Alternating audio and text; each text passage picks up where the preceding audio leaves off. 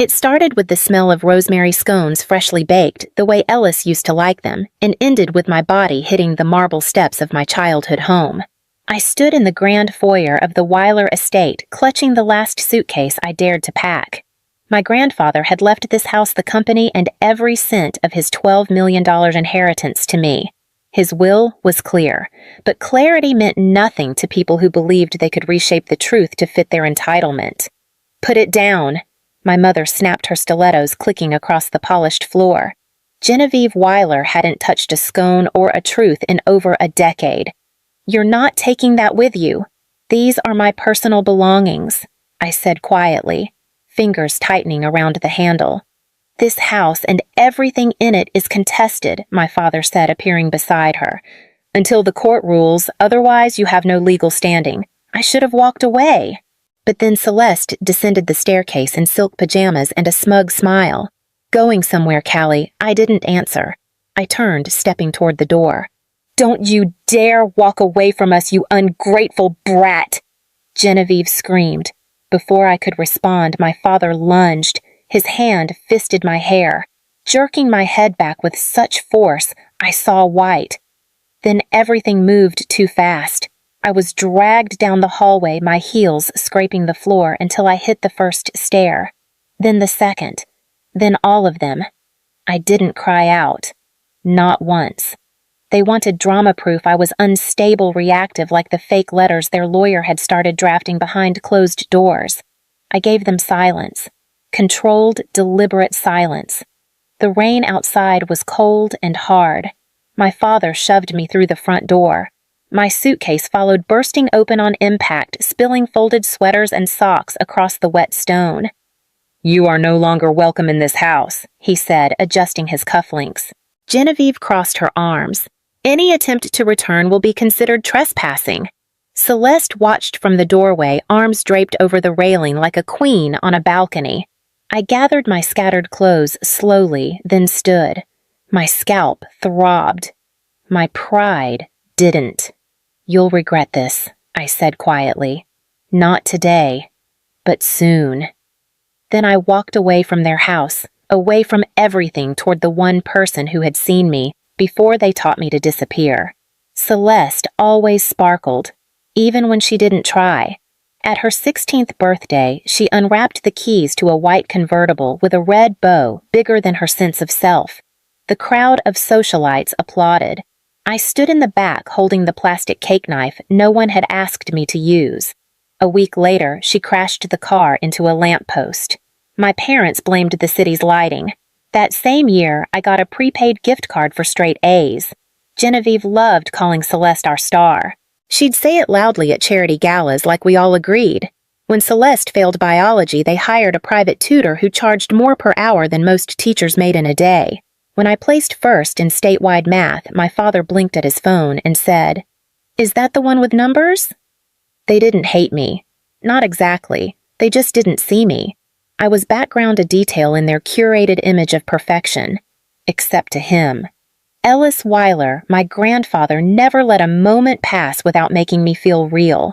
He lived in the East Wing, surrounded by books and leather chairs and a stubbornness that hadn't aged. "There's my clever girl," he'd greet me.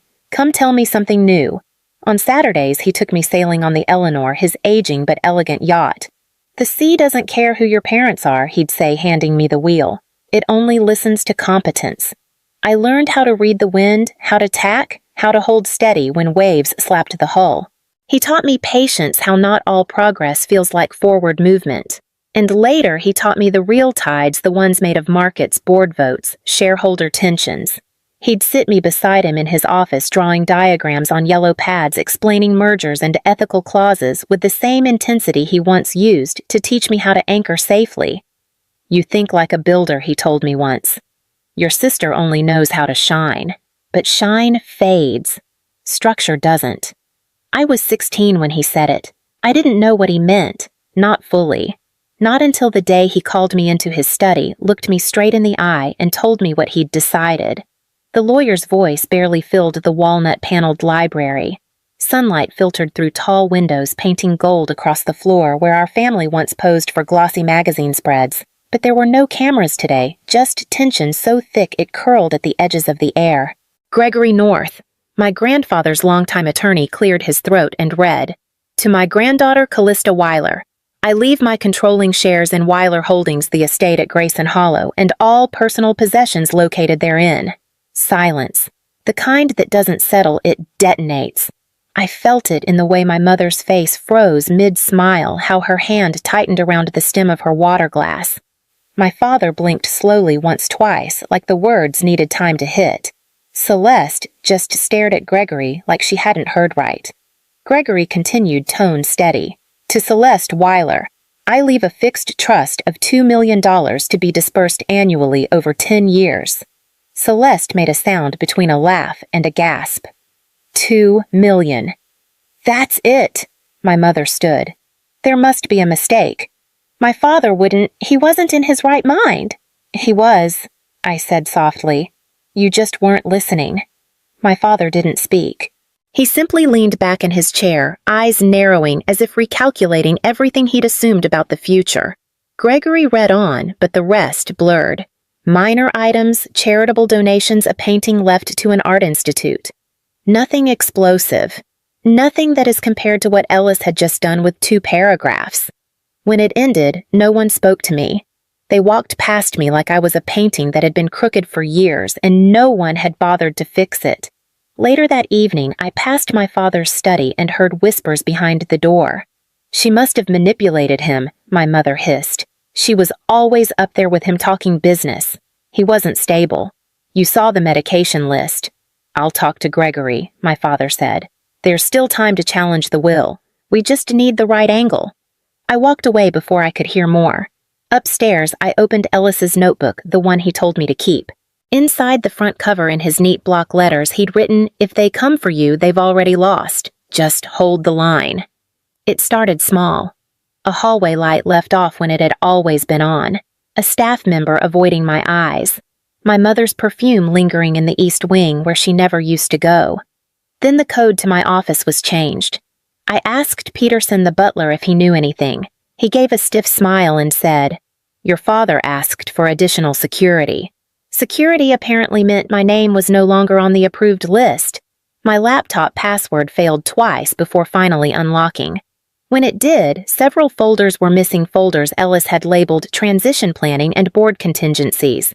I checked the trash bin. Empty. The backup's gone. The hard drive logs showed a login from Gregory North's account, but no timestamp. When I confronted my father over dinner, he cut his fillet with the calm precision of a surgeon. "This stress isn't good for you, Callista. You should talk to someone. Maybe Dr. Mendelsohn. Your mother found him very helpful during her adjustment. I'm not imagining this." "No one said you were." Genevieve chimed in, stirring her soup. "But grief manifests strangely. You've been through a lot."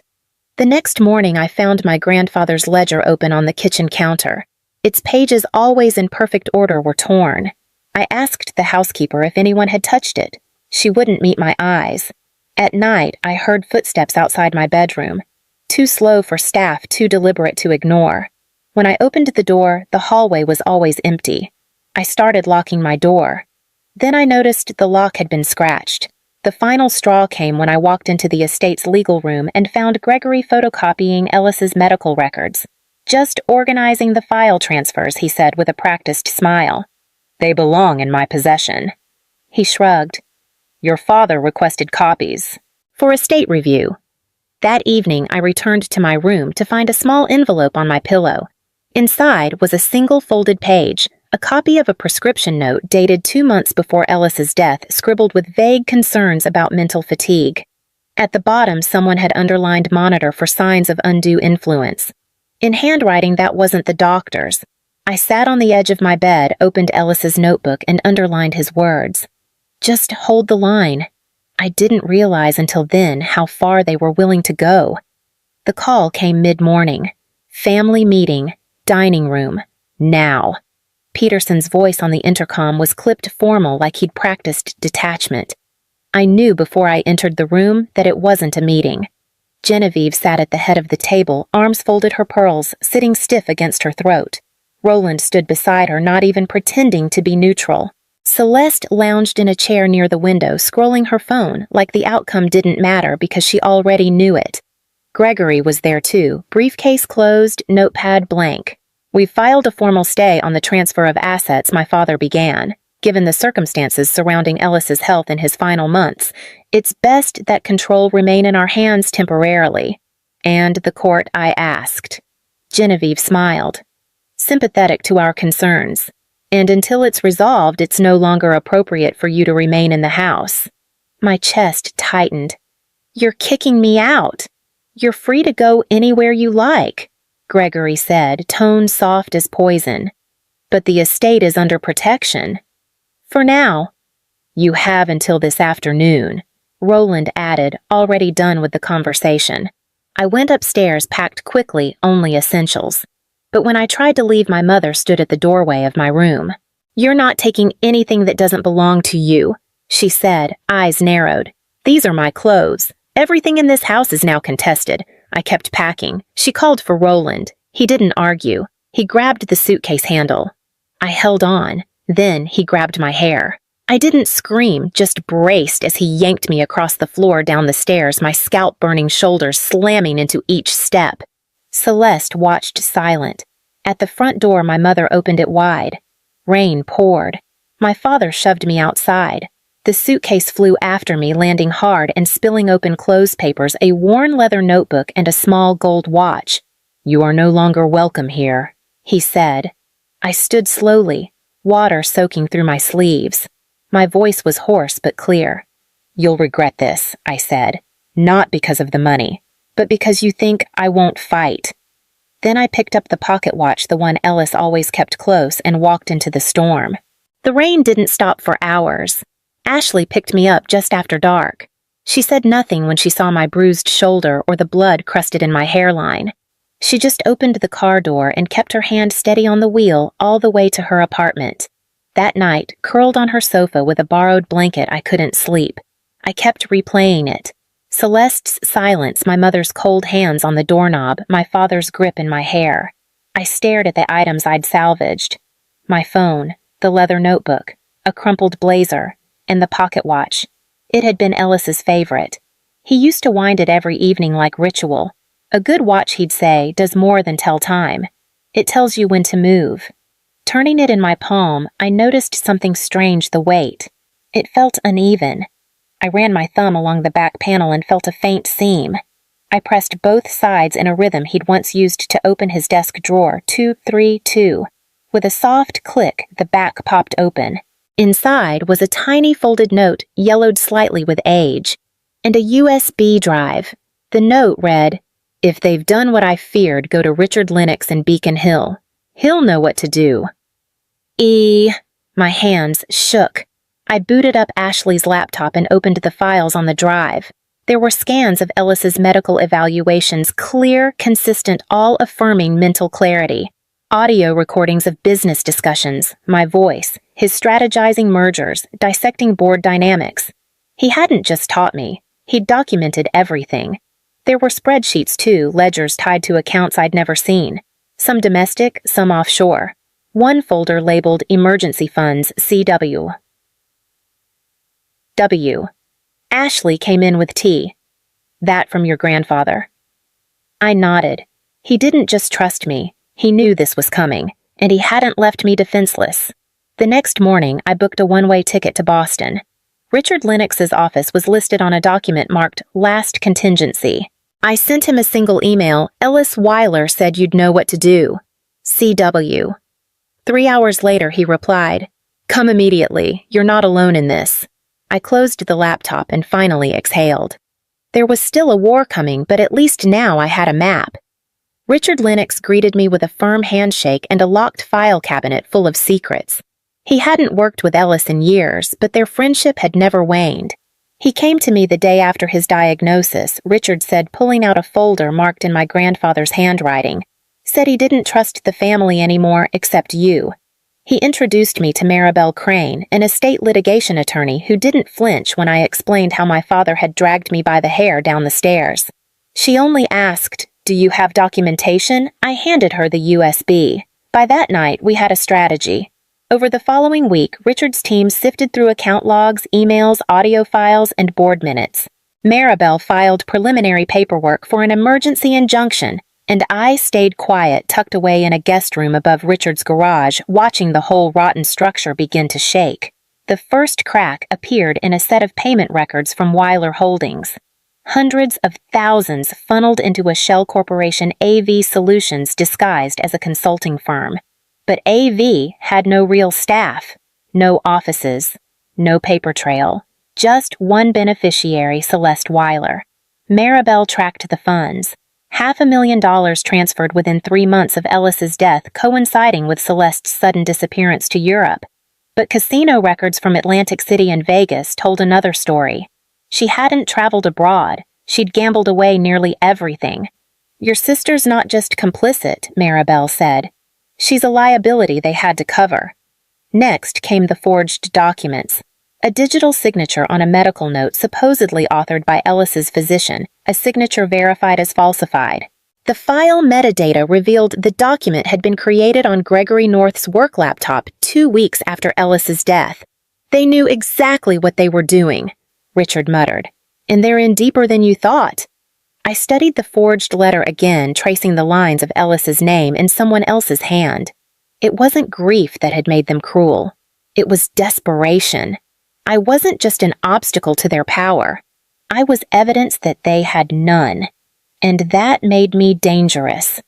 The last file I opened was labeled Board Ethics, Emergency Review.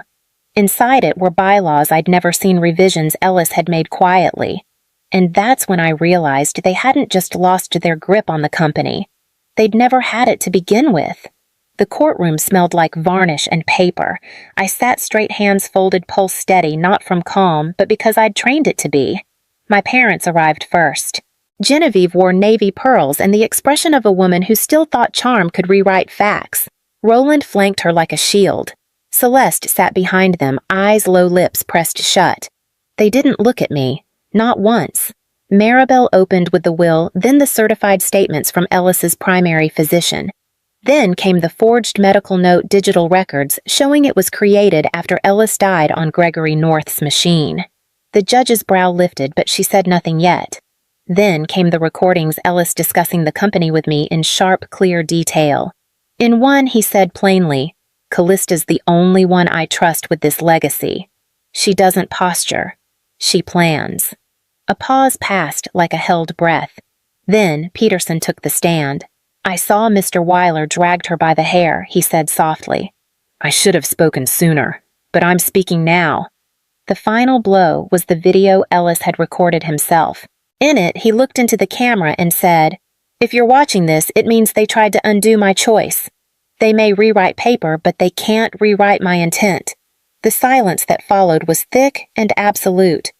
Judge Morales ruled swiftly. The will would be upheld, the assets returned, criminal referrals issued.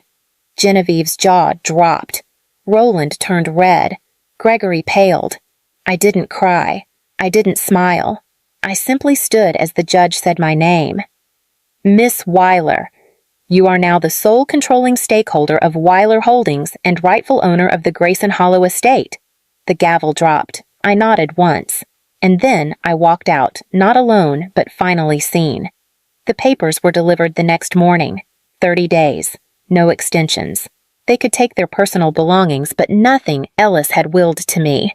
I returned to the estate alone, walking through rooms that once shrunk around me. Now they were mine, silent, but no longer suffocating. The staff avoided my eyes, unsure where their loyalties stood. I didn't blame them. Genevieve called 3 times. I didn't answer. Roland sent a single email. "This is beneath you." I marked it unread. But Celeste, she came in person. She waited at the gates. No driver, no entourage, just a slim box in her hands. "I'm not here to ask for anything," she said, "just to give you this." Inside the box were Ellis's cufflinks, the gold ones with the sailboat etching. "Dad sold them," she admitted. "I bought them back. I didn't thank her. But I didn't send her away either." We stood on the front steps, a long silence stretching between us. "I didn't know how to stop them," she said quietly. "I think you did," I replied. She nodded once and left without asking to come in. That night, I placed the cufflinks in Ellis's study drawer and locked the door.